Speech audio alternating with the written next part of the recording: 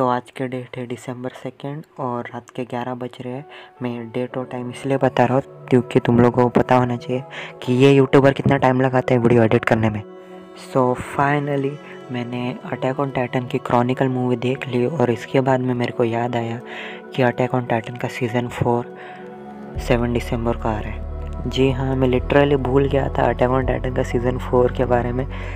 साले attack on Titan के season 4 के बारे में कैसे भूल सकते हैं? अक्कल है कि नहीं तेरे को? Attack on Titan is a masterpiece anime blah blah blah blah blah.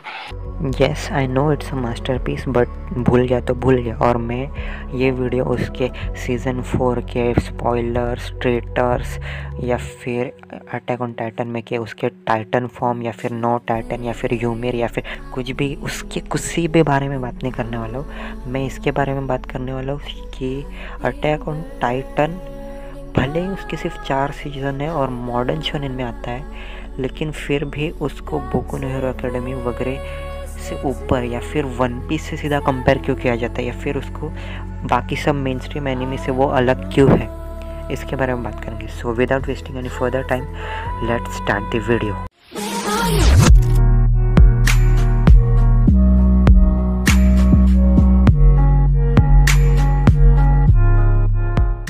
So the first reason why Attack on Titan is so much popular, limited number of episodes। जी हाँ, अटैक ऑन टाइटन के पूरे series में episodes इतने limited है। हाँ, वो पूरे के पूरे मांगा को कवर नहीं करते, लेकिन वो जो स्टोरी है वो फास्ट पेस्ड है as modern shonen should B.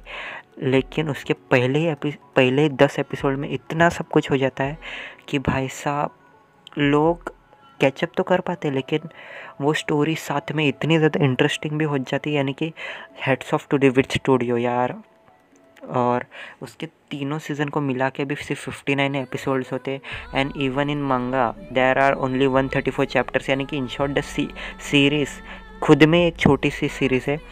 और this is the reason why Attack on Titan is so much popular unlike One Piece and Naruto which has 700 and 1000 episodes approximately, which makes viewer much time to watch or waste of time. Hashtag no offense to One Piece and Naruto fans.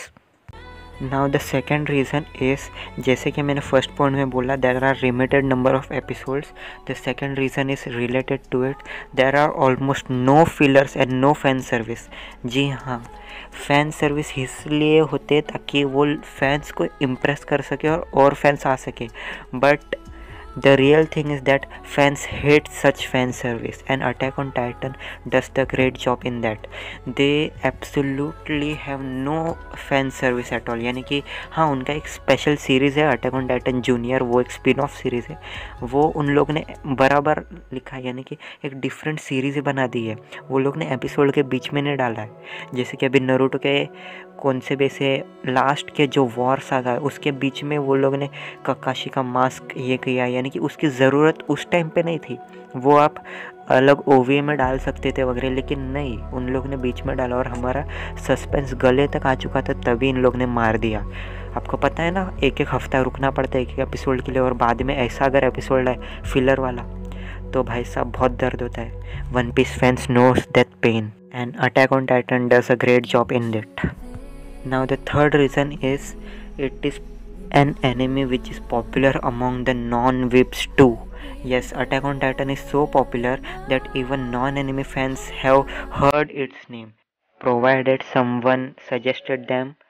It's not like Naruto or One Piece or any other mainstream anime which is popular by considering the number of episodes and time it was released. Attack on Titan gained its popularity very quickly. इतने जल्दी उसने popular हो गया ना वो, यानी कि literally उसके फर्स्ट एपिसोड ने इतनी पॉपुलैरिटी गेन की थी, उसकी पूरी सीज़न हाइप सिर्फ बढ़ती ही रही। And now for the fourth point, the story line, it is extra ordinary, यानी कि एक शो है जिसकी स्टोरी इतनी फेब्युलस है भाई साहब। हाँ, it is not at all realistic, लेकिन द नेचर, यानी कि उस कैरेक्टर का नेचर, उसके डायलॉग्स, यानी कि क्या किस टाइम पे वो इंसान कैसे रिएक्ट करेगा, वो एकदम रिलेटेबल। यानी कि जैसे कि एनिमी टीएम टॉक से रजत ने कहा था कि असली इंसानों को उठा के इस स्टोरी में डाल दो, सेम टू सेम वैसे ही रिएक्ट करेंगे। जी हाँ, अटैक ऑन टाइटन भले ही एक अनरिलेटेबल या फिर अनरियलिस्टिक स्टोरी है, लेकिन भाई साहब वो जो इंसानों का बिहेवियर है ना, इट इज़ सो रियलिस्टिक। यानी कि Attack on Titan has set the world of humanity to the verge of extinction because of the rampage of the titans. Mostly enemy uses such a concept of magic, but this uses the concept of bringing such extraordinary power in humans। यानी कि भाई साहब इसमें दिखा है कि humans कितने अच्छे तरीके से कंट्रोल कर सकते हैं इतने बड़े जायंट को with the power of their mind. Yes, I am talking about Armin, Levi and Erwin, not about Eren. He has no brain at all. And for the last point, it is a strong message। जी हाँ, AOT gives a very strong message of freedom। The viewers can empathize the characters and feel the growth and development in that। यानी कि भले ही Ariane को देखो first time उसको balance करने को नहीं आता ODM गियर में, लेकिन भाई साहब जब भी वो सीखा तब भी उसने टूटे हुए ODM गियर पे भी बैलेंस किया था फॉर अ फ्यू सेकेंड्स, लेकिन किया तो था। यानी कि ग्रोथ देख रहे हो बंदे की। Along with these things, there are many things that make this show complete hit, that is characters, animation, sound। और भाई साहब साउंड के बारे में क्या बोलूँ, OST इतनी हार्ड है। यानी कि आप इसके ओपनिंग को ही सुन लो, इसका ओपनिंग है 91 मिलियन व्यूज़ टिल 2 दिसंबर। जब तक आप ये वीडियो देख रहे हो तब तक शायद से बढ़ भी जाए।